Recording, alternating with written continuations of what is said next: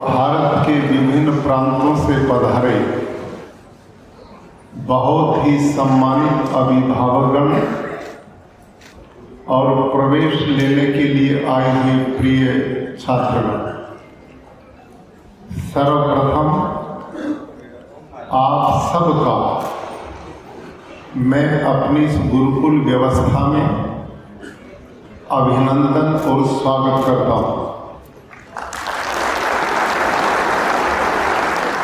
आप में बहुत लोग लंबे समय से हमारी गुरुकुलीय व्यवस्था से परिचित हैं और उसका कारण है कि मैंने कभी भी टेलीविजन पे या अन्य व्यवस्थाओं में कभी अपने गुरुकुलों का एडवर्टीजमेंट नहीं करवाया।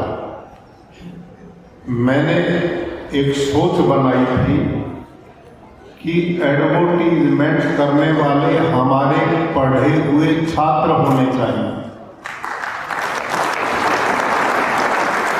हम आडंबर करके लोगों को भ्रमित करके और तरह तरह के सब्जबाग दिखाएं और मौके पर कुछ भी ना मिले तो माँ बाप के साथ और भावी पीढ़ी के बालकों के साथ ये बहुत बड़ा अन्याय हुआ। सदा एक प्रवृत्ति से मैं जिया हूँ कि जो कुछ हम हैं वो दिखाई देना चाहिए और हम जिस भारत की संस्कृति में पले और बढ़े हैं वहाँ कहा है यन मनसा मनुते तद वाचम, जो मन में वही वाणी में आना चाहिए और जो वाणी में वही कर्म का हिस्सा बनना चाहिए। आज के इस युग में सब माता पिता ये चाहते हैं हमारे बच्चे इस गंदे विषैले वातावरण से बचे। भाई और बहनों, आप सब इस बात को जानते हैं कि कितनी बड़ी चुनौती आज बच्चे को संभालने में आपके मेरे सामने है। चारों तरफ गंदगी गंदगी। मोबाइल ने बालकों को अपना गुलाम बना दिया, उससे वो चिपक रहे हैं और उसकी सामग्री उसके लिए कोई इस उम्र में अच्छी नहीं है। माता पिता उसे खींचते तो माँ बाप के विरोधी बच्चे हो रहे हैं। आए दिन अखबार में सुनते हैं कि माता पिता ने मोबाइल से मना किया, बालक लटक गया। माता पिता ने मना किया, माँ बाप के साथ आक्रामक हो गए लड़ने झगड़ने के लिए। ऐसी घटनाएं, इतनी हालत खराब है। हमारे यहाँ एक तो घटना इतनी खतरनाक हुई कि उसको देख के हम भी डर गए। हमारे गुरुकुल में दिल्ली का एक बच्चा, व्यवस्था हमारी इतनी स्ट्रॉन्ग है, बाहर बच्चा जा नहीं सकता, लेकिन वो बालक मोबाइल के बिना जिंदा न रहे। उसकी हरकतें परेशान कर दिया, बच्चों से लड़ता, टीचर से व्यवहार ठीक नहीं करता। डॉक्टर राजेंद्र जी ने उसके पिताजी को बुलाया कि भाई आप आओ, एक बार संभालो। वो आना नहीं चाहता पिताजी, तो आप ही संभालो, आप ही संभालो। ये बोले भाई तेरा बच्चा हम तो संभाल रहे, 8 दिन हो गए, तू भी संभाल ले। अकना मैंने पता है, बस आप ही संभाल सकते हो। इतनी हालत खराब। लेकिन फिर उनको जिनके द्वारा आया उनको बोला और जैसे तैसे उस पिताजी को बुलाया और वो पिताजी आया। ऑफिस में बाहर बैठा, बच्चे को मिलाया तो वो बच्चा 7वीं 8वीं किसका था? 7वीं क्लास का। सुनिए आप ध्यान से, हो क्या रहा है? 7वीं क्लास का बच्चा सीधा माँ बाप की गालियां पिता को देने लगा और उस पर सीधा घूंसा लेके चढ़ गया।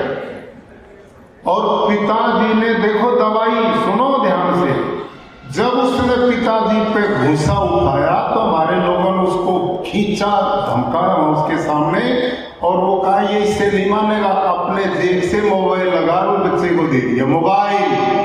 और मोबाइल लेते बच्चा पिता से भाग लिया और दूर जाकर बस उस पर झुक गया। ये हमारे सामने की घटना है।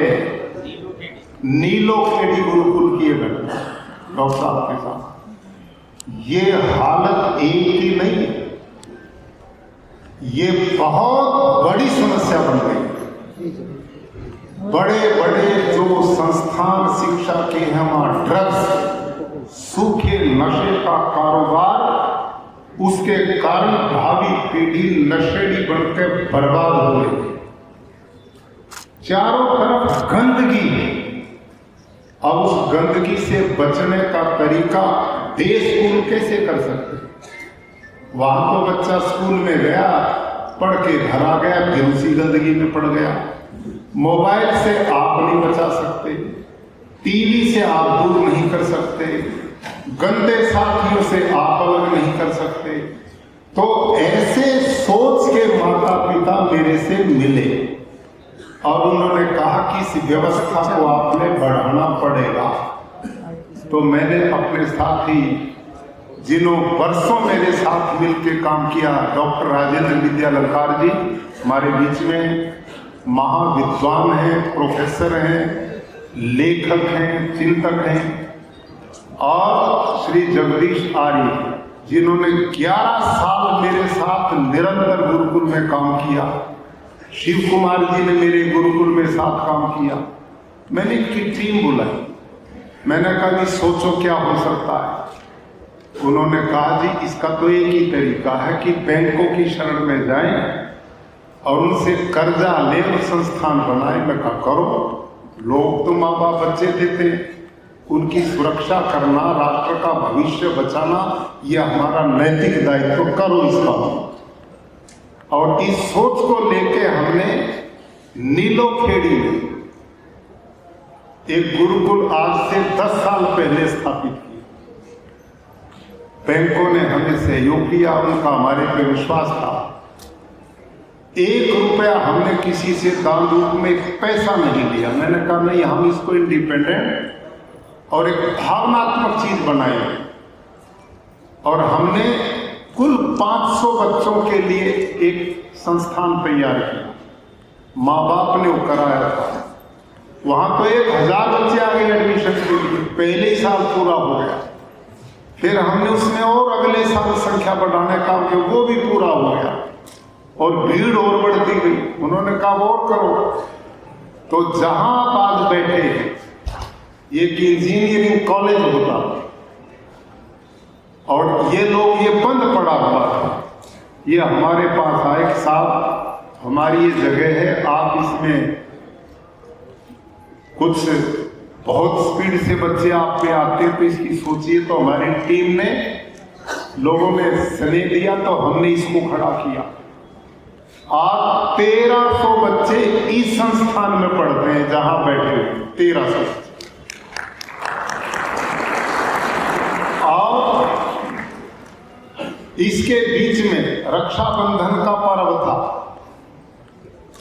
बेटियां भाइयों को राखी बांधने आती और कुछ बेटियां इकट्ठी होकर मेरे से पास आई और कहने लगी, गुरुजी, आचार्य जी, आप बेटे और बेटियों में पक्षपात करते। ऐसी बोली बेटियां। कहा बेटी मैंने कौन सा पक्षपात किया? क्या आप करते हैं? क्या मैंने पक्षपात किया? क्या बेटों के तो गुरुकुल बना रहे, बेटियों का आपने कोई नहीं बना रहे, तो पक्षपात नहीं आपका? ऐसा उन्होंने बोला। मैं कहा ये तो बिल्कुल सही। संयोग ऐसा बना 2015 में भारत के प्रधानमंत्री श्रीमान नरेंद्र मोदी जी ने पानीपत से बेटी बचाओ बेटी पढ़ाओ कार्यक्रम शुरू किया। मैंने उस कार्यक्रम को सुना, मैं बड़ा प्रभावित हुआ कि बेटियों को सशक्त बनाना चाहिए, वो वीरांगना बने, पढ़ाई में योग्य बने, हर क्षेत्र में कीर्तिमान बने। जब हमारे गुरुकुलों के बच्चे इतनी प्रगति कर रहे हैं तो बेटियां क्यों नहीं करेंगे? हमने बेटियों का बनाना चाहिए। और मैंने फिर डॉक्टर साहब टीम से बात की तो इन्होंने कहा ये भी सोचो। तो जितनी वहां जगह थी अंबाला में, हमने वहां शुरू किया और पहले ही साल वो पूरा भर गया। एक दिन भी हमने किसी को एडवर्टीजमेंट आज तक भी नहीं की, क्योंकि वहां जगह ही नहीं बचती। वहां भी 800 बेटियां रेजिडेंशियल रूप से गुरुकुल में पढ़ती हैं। और कंपटीशन है उसका जबरदस्त, तो हमने फिर वो बनाया। अब एक आर्यकुलम वहीं पर जीटी रोड के ऊपर 22 एकड़ भूमि में जो भव्य और अति सुंदर व्यवस्था में वो चालू हो रहा। तो आपकी जानकारी के लिए, अब ये जो गुरुकुल शब्द था जिसको कोई जानता नहीं था, हमारे गुरुकुलों में बच्चे IIT में जा रहे हैं, नीट में जाते हैं, NDA में जाते हैं। आपने देखा होगा है कितना बड़ा ऑब्स्टेकल सिस्टम बना हुआ है एडमिशन यहाँ। और गुरुकुल कुरुक्षेत्र में हमारे कितने गए बच्चे यहाँ से? 3 पहली बार। अभी इस साल जिस प्रांगण में बैठे इसको 4 ही साल बने हुए हैं, कुल 4 साल। और इस बार 4 बच्चे हमारे NDA में गए यहाँ से पहले साल NDA IIT नीट में जा रहे हैं। और ऐसे ही नीलोखेड़ी गुरुकुल कुरुक्षेत्र में 17 बच्चे हमारे NDA में गए एक ही साल। IIT नीट में 9-10 बच्चे गए। और हमारा ये मिशन बिल्कुल सेम, एक जैसी पाठ विधि, एक जैसा सिस्टम, हम अति योग्यतम स्टाफ रखते हैं, पूरा वेतनमान सरकार की तरह देते हैं, सारी व्यवस्थाएं वो रखते हैं, खान पान की बेहद व्यवस्था सुंदर रखते हैं। आप नाप करके जाना, सौभाग्य से जिनके बच्चे का यहाँ प्रवेश हो जाए तो आप उस बच्चे को कद को नापना और फिर 1 साल के बाद मापना। आपका जितना माता पिता दोनों का कद है, गारंटी के साथ हम उनसे 2 इंच बड़ा बच्चा देंगे आपको बना। ये गारंटी हमारी। माँ बाप छोटे बच्चे हमारे 6 फीट के होते हैं। कारण उसका कारण हम बहुत बढ़िया डाइट डॉक्टर से संपर्क बना करके वो देते हैं जिससे बच्चे का पूर्ण शारीरिक विकास हो। उसको ऐसी डाइट मिले कि उसको जो प्रोटीन विटामिन जिस रूप में चाहिए, जो चीज चाहिए वो पूरी मिले। और हमने ग्राउंड 10 एकड़ 12 एकड़ से छोटा ग्राउंड हमारा कहीं पर भी नहीं। एक बच्चा हमारा नियमित पसीना निकालना अनिवार्य है। वो हम ग्राउंड में सब तरह के कोचिज रखते हैं, बहुत अच्छी खेलकूद की व्यवस्था करते हैं। और पढ़ाई हमारा मुख्य लक्ष्य रहता है कि हमारे बच्चे आज की इस दौड़ में किसी से कमजोर नहीं रहने चाहिए। और इन दोनों चीजों से भी ज्यादा, अब ध्यान से सुनना मेरी बात, ये दोनों चीजें तो कहीं भी आपको मिल सकती, लेकिन तीसरी जो चीज हम देने का प्रयास करते हैं वो आज बहुत बुरी तरह लुप्त हो चुकी है। वो है बच्चों में संस्कार, वो है बच्चों में विचारों की प्रौढ़ता। हमारा उद्देश्य रहता है कि हमारा भारतीय जीवन मूल्यों से बच्चा जुड़ा होना चाहिए। हर बच्चा यहाँ योग करता है, प्राणायाम करता है, संध्या हवन हमारा बच्चा करता है, माता पिता से क्या व्यवहार करना है, जिस समाज का सहयोग लेकर के बड़े उसके प्रति क्या जिम्मेदारी है, देश के प्रति क्या जिम्मेदारी है। ये विषय हमारा बाकी दोनों विषयों के साथ मजबूती से चलता है। बालक डॉक्टर बन गया, इंजीनियर बन गया, पायलट बन गया, साइंटिस्ट बन गया, कुछ भी बन गया, लेकिन यदि वो इंसान नहीं बना तो हम उसको अधूरा आदमी मानते हैं। हमारा गुरुकुलों का सबसे बड़ा मिशन है कि हमारा बच्चा यदि मानवीय मूल्यों से पूर्ण नहीं, यदि वो अपने माँ बाप की बुढ़ापे की लाठी नहीं बन पाया तो किस काम की ये पढ़ाई। आज भारत में वृद्धाश्रमों की बाढ़ आ रही है। जैसे गौशाला बनती थी ना, गाय का दूध पी और गौशाला में भेज दो, अब वही हालत बड़े बूढ़ों की हो गई। आज बड़े बड़े पदों पर लोग हैं, धन की कमी नहीं, लग्जरी गाड़ियां और जीवन है, लेकिन बूढ़े माँ बाप के लिए चारपाई की जगह नहीं। किस काम की है पढ़ाई, किस काम के वो लोग हैं? ये हमारा पक्ष, जो बच्चा हमारे पास पढ़ेगा, ये समझो आपके बुढ़ापे की समस्या खत्म होने की गारंटी है। ये हम बहुत ध्यान देते हैं। संस्कारों से योग्य बनना और अपनी शिक्षा में टॉप करना, बस ये 3 हमारे लक्ष्य हैं। इन बिंदुओं पर हम काम करते हैं।